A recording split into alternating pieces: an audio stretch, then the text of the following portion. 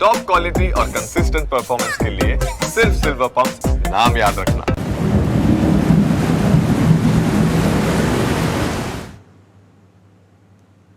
जुलाईમાં મેઘરાજા ગુજરાતમાં ભૂક્કા બોલાવશે।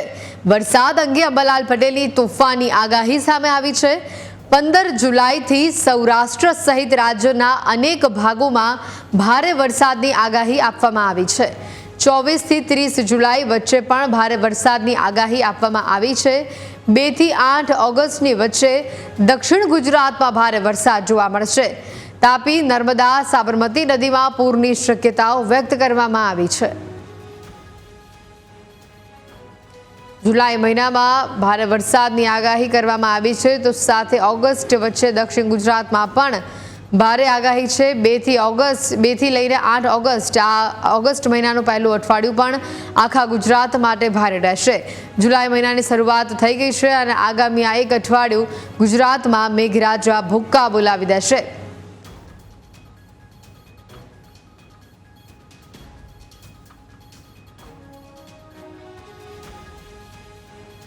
આ સાથે જ વલસાડના ઉપરવાસમાં ભારે વરસાદથી પાણીની સારી એવી આવક જોવા મળી છે। પાણીની આવક વધતા મધુબન ડેમના 8 દરવાજા ખોલવામાં આવ્યા છે।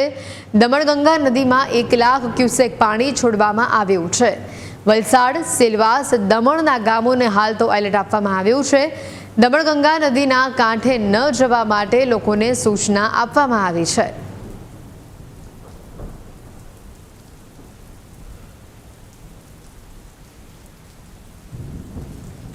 દ્વારકાના કલ્યાણપુરમાં ભારે વરસાદથી તારાજીની તસવીરો સામે આવી છે। નાવધરા ગામના પાટિયા પાસે પાણીમાં એક કાર તણાઈ, જેના આ હચમચાવી દે તેવા દ્રશ્યો સામે આવ્યા। રસ્તા પર વહેતા ધસમસતા પ્રવાહમાં કાર તણાઈ હતી। પૂરમાં કાર તણાતી હોવાનો આ વિડીયો સામે આવ્યો છે।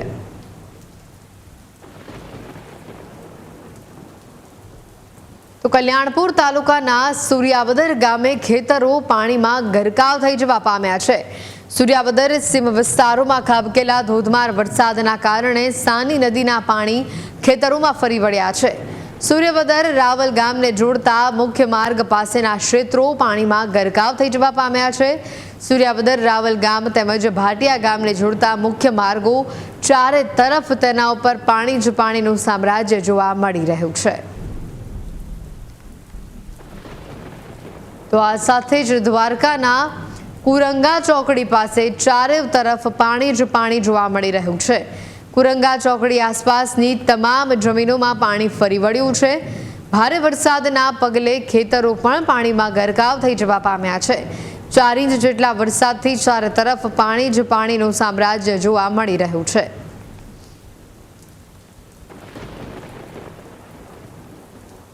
તો આ તરફ લીંબડી તાલુકામાં પડેલા ભારે વરસાદના પગલે કમલાપુર ગામ સંપર્ક વિહોણું થયું છે। લીંબડી તેમજ ઉપરવાસમાં પડેલ ભારે વરસાદના પગલે કમાલપુર ગામને જોડતા મુખ્ય રસ્તા પાણીમાં ગરકાવ જોવા મળ્યા છે। આ રસ્તા ઉપર પાણી ફરી વળતા લોકોને હાલાકીનો સામનો કરવો પડી રહ્યો છે। ગ્રામજનો અને વાહન ચાલકોને હાલાકી ભોગવવાનો વારો આવ્યો છે। નોંધનીય છે કે દર વર્ષે ચોમાસામાં કમાલપુર ગામને જોડતા મુખ્ય રસ્તા ઉપર આ જ પ્રકારે પાણી ફરી વળે છે, જેના કારણે લોકોને ભારે હાલાકીનો સામનો કરવો પડે છે। પાટણમાં પણ વરસાદી માહોલ જામ્યો છે। ભારે વરસાદ વરસતા શહેરના રસ્તાઓ પર પાણી ફરી વળ્યું। શહેરના નીચાણવાળા વિસ્તારો વરસાદી પાણીની અંદર જાણે ગરકાવ થઈ ગયા હોય તેવી તસવીરો સામે આવી।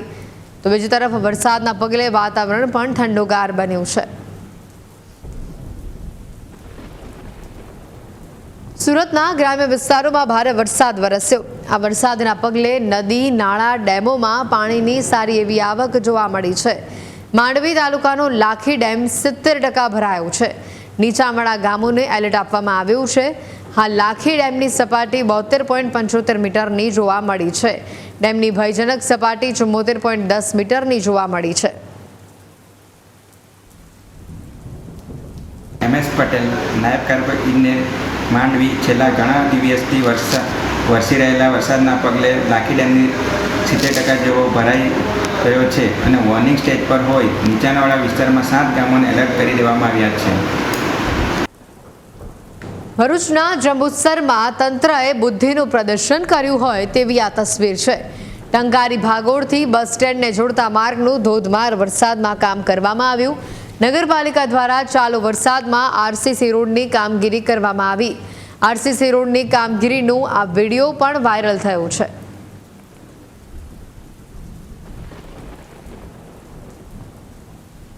તાપી જિલ્લામાં વરસાદ શરૂ થતાં તંત્રની કામગીરી ઉપર અનેક સવાલો ઉઠવા પામ્યા છે।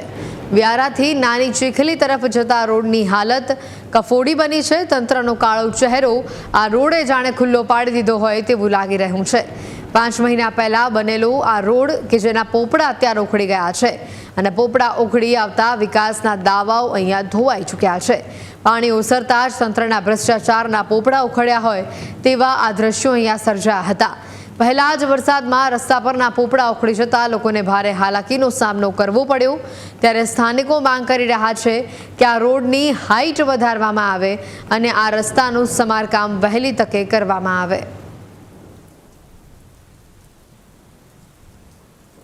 આ જે સ્થાનિક જે રોડ છે દર વર્ષે વધુ વરસાદ હોવાના કારણે દર વર્ષેનો આ જે રોડ છે ઉખડી જાય છે અને સ્થાનિક જે રહેવાસી છે આજુબાજુની સોસાયટીવાળા એ દર વર્ષે આ તકલીફનો ભોગ બને છે, જેનો કાયમી નિકાલ આવે એવું અમે આજુબાજુના સોસાયટીવાળા જે છે તે ઈચ્છીએ છીએ।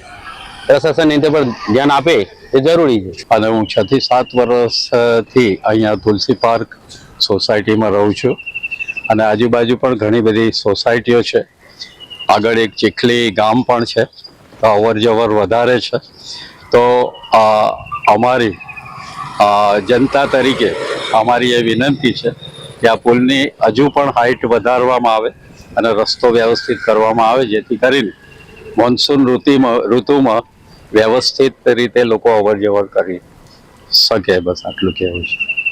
મીંડોળા નદીમાં ભારે પાણીની આવક થતાં મીંડોળા નદીએ રૌદ્ર સ્વરૂપ ધારણ કર્યું હતું। આપને દ્રશ્યોમાં બતાવવા માંગીશ કે તાપી જિલ્લાના વડા મથક વ્યારા અને ચીખલી ગામને જોડતો જે માર્ગ છે તે થોડીવાર પહેલા પાણીમાં ગરકાવ થયો હતો। પહેલા જ વરસાદમાં આ જે માર્ગના પોપડા જે છે તે ઉખડી આવ્યા હતા અને જે તંત્રની ભ્રષ્ટાચારની પોલ પણ અહીં ખુલી આવી છે। પહેલા જ વરસાદમાં આ રીતના દ્રશ્યો સર્જાતા તંત્રએ ભ્રષ્ટાચાર કરેલું હોવાનું અહીં જોવા મળી રહ્યું છે। સાથે આ રોડના પોપડા ઉખડી જતા અંદાજિત 12 જેટલા ગામોને ભારે હાલાકી ભોગવવાનો વારો આવ્યો છે। સ્થાનિકોની માંગ છે કે આ રસ્તાને વહેલી તકે સાજો કરવામાં આવે તેથી તેમને હાલાકી ભોગવવી ન પડે। જીપેશ Majalpuriya, news capital, Tapi.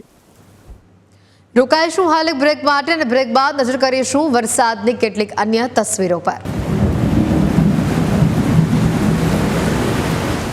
માંજલપુરમાં Vadodara municipal કોર્પોરેશનની આબરૂના ધજાગરા ઉડ્યા છે।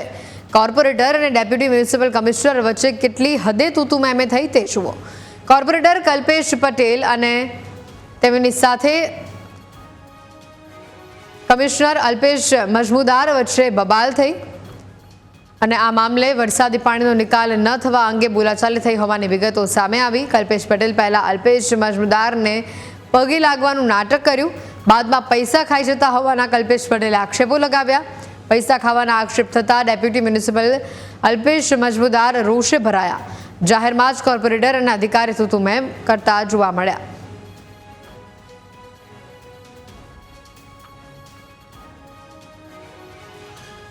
अरे भाई अरे मैं खोले साहब टी कम्प्लेन मैं खोले मुझे दाखिल हो जाएगा। अरे फोटो बताओ, अरे फोटो बताओ। कौन है?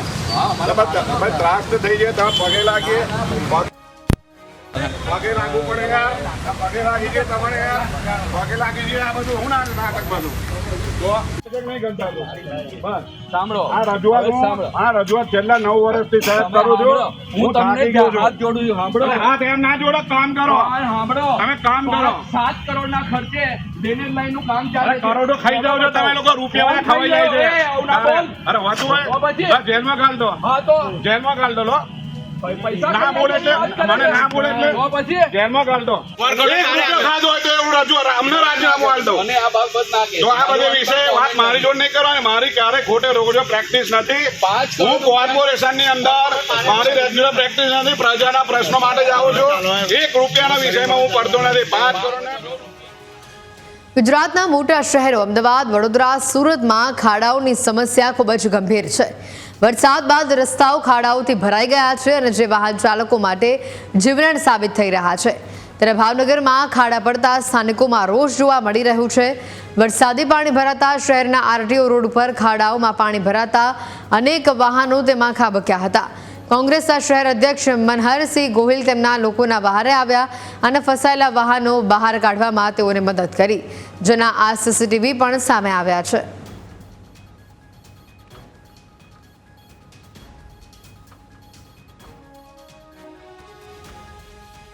ભાવનગર અત્યારે ખાડાનું શહેર બની ચૂક્યું છે. ત્યારે આપ જોઈ શકો છો કે અહીં જે છે રોડ રસ્તાની હાલત કેટલી બદથી બદતર છે.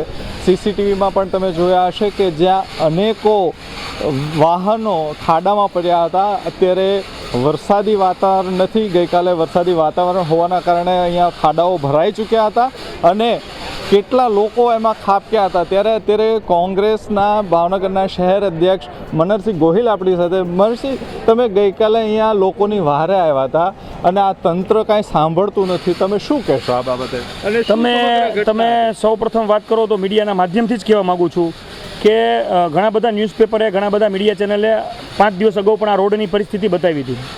એટલે ઘણા બધા જાગૃત નાગરિકોએ પોર્ટલ ઉપર પણ ફરિયાદ દાખલ કરેલી હતી અને અમુક લોકોએ સ્ટેન્ડિંગ કમિટીના ચેરમેન, કોર્પોરેટર બધાને ફોન કરેલા હતા. મને ગઈકાલે 2-2:30 વાગ્યાના સમયગાળામાં ફોન આવ્યો કે આવા પરિસ્થિતિ છે ને, લોકો અહીંયા પડે છે. હું રૂબરૂ આવ્યો. હું રૂબરૂ વોકિંગથી ચાલ્યો આવતો હતો ત્યાં અહીંયા એક હોન્ડા સામેથી જ પડ્યું એટલે એને બહાર કાઢ્યા. ત્યારબાદ થોડીક વાર થઈ, હજી ચર્ચા કરતા ત્યારે બીજા 2 હોન્ડા એવી રીતે પડ્યા. એક હોન્ડા તો તમે પરિસ્થિતિ વિડીયોમાં જોઈ છે કે એ 5 ફૂટનો, અને ખાડો ન કહેવાય, અને કૂવો કહેવાય. આ ખરેખર મહાનગરપાલિકાને પ્રી મોન્સૂનની કામગીરી સમયા કરવાની જવાબદારી છે. એક શાસક પક્ષ તરીકે તો કામગીરી કરી શકતા નથી અને વિરોધ પક્ષ જાગૃત વિરોધ પક્ષ તરીકે કામ કરવા, લોકોની મદદ કરવા આવે તો ફોટો પડાવવા આવે છે એવું બહાનું કાઢે છે. તો આ સીસીટીવી ફૂટેજ છે, ચેક કરી લ્યો. સીસીટીવી ફૂટેજ તમામ ગુજરાતની ન્યૂઝ ચેનલમાં આપેલા છે, એ ચેક કરાવી લ્યો. સીસીટીવી ખોટા હોય તો. એટલે કામ કરવાની વાત હોય તો કામ કરો. તમને સત્તા સોંપી છે તો કામ કરો, અને કામના નામે કામ તમારાથી ન થઈ શકે તો ખોટા બહાના બતાવવાના બંધ કરો. મનહરસિંહ, આ તો વાત થઈ આપણે જે ફ્લાયઓવર થાય છે ત્યાંની, પણ આવા અનેકો રોડ ભાવનગર શહેરમાં છે જે ધારાસભ્ય અને સાંસદો જ્યાં રહે છે ત્યાંના રોડ રસ્તાની પણ આ જ પરિસ્થિતિ. તે બાબતે શું કહેશો? તમે જુઓ તો દરેક જગ્યાના અત્યારે ગઈકાલથી આ જે કાર્યક્રમ ચાલુ થયો અને લોકોને જે અત્યારે મીડિયાના માધ્યમથી ખ્યાલ આવ્યો એટલે દરેક વિસ્તારના જાગૃત નાગરિકોના અત્યારે વિડીયો આવવા માંડ્યા છે કે જો અમારા વિસ્તારમાં આ પ્રોબ્લેમ છે, અમારા વિસ્તારમાં આ પ્રોબ્લેમ. અત્યારે ભાવનગરને ખરેખર ભારતીય જનતા પાર્ટીના શાસકોએ ખાડાનગર બનાવી દીધું છે. એટલે આ શાસકોએ જો શાસન ન થતું હોય તો શાસન છોડી દેવું જોઈએ. આ હતા કોંગ્રેસ પક્ષના મનહરસિંહ ગોહિલે. શાસન ન થતું હોય તો શાસન છોડી દેવું જોઈએ શાસક પક્ષે, તેવી માંગ. અને કોંગ્રેસને ખૂબ આકરા પ્રહારો કર્યા છે. જ્યારે આ ખાડાનગર, ભાવનગરને ખાડાનગરની ઉપાધિ આપી છે મનહરસિંહ ગોહિલે, જે કોંગ્રેસના શહેર અધ્યક્ષ છે. અને જે ભાવનગરમાં જે રોડ રસ્તાની પરિસ્થિતિ છે ખૂબ દયનીય છે. ધારાસભ્ય અને જે સાંસદ જ્યાં રહે છે, જ્યાં તેમનું કાર્યાલય છે, ત્યાંના પણ રોડ રસ્તાઓની આવી જ દયનીય હાલત છે. Bhavnagar, news capital, Siddharth Gogari.